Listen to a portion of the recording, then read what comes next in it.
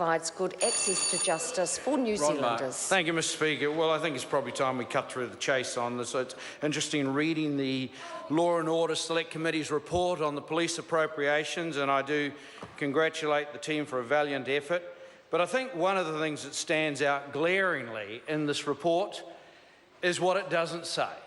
And so let's cut to the chase. We hear consistently and continually from this government that crime's down, we're at record lows, and the government is so satisfied with the wonderful job it's doing in law and order and policing. Well, let's look at the Stats Department statistics available on the website right now if the members care to go to nzstats.govt.nz.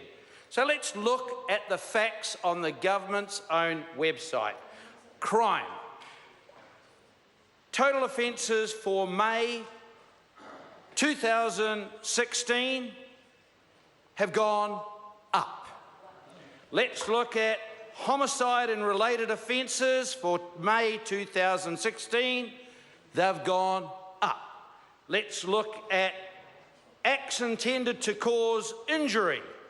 May 2016, they've gone up by about 500. Let's look at sexual assault and related offences. Oops, guess what? They've gone up.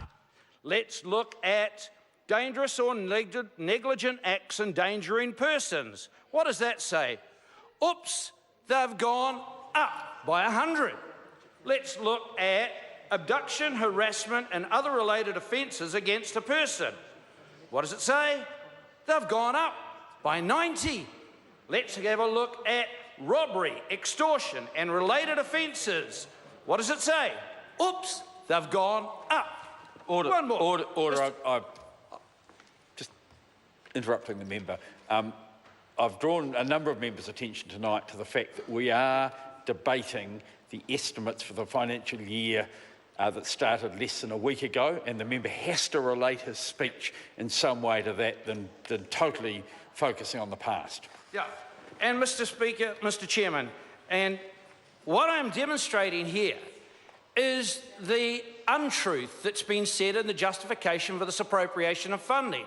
The untruth that's been said in the appropriations that police have all the resources they need because crime is going down and policing is effective.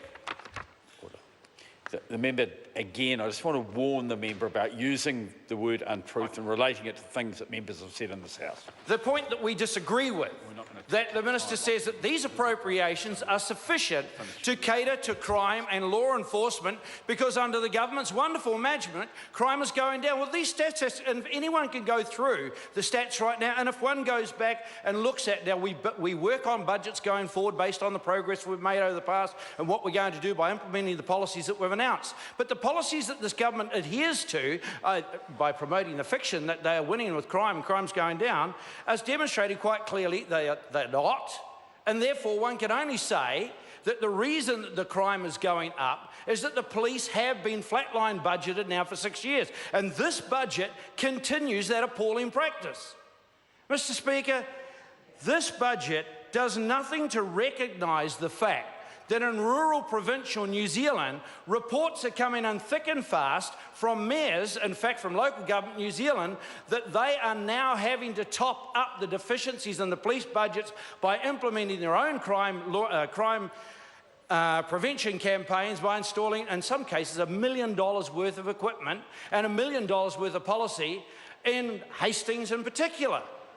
The government's continual ignorance of the fact, or continued propensity to ignore the reality of what's happening on the streets, is endangering the lives of every New Zealander. This government's budget 2016 is not a budget that they should be applauding. It's not a budget that they should be celebrating. And if they have any cause to reflect on that maybe they've got something wrong, they only need to go to their own websites and look at the stats. Now, one of the things we have consistently heard as justification for this funding with flatline And there is no real great increase in this budget, Mr Chairman, for the hard-working men and women of the police force. The one justification they give is their stats. Well, their stats are proving to be wrong now. We all know that they're fudging them by not actually making arrests and therefore recording things as crimes. But even despite all of that, Mr Chairman, the stats are trending in totally the wrong direction for this budget.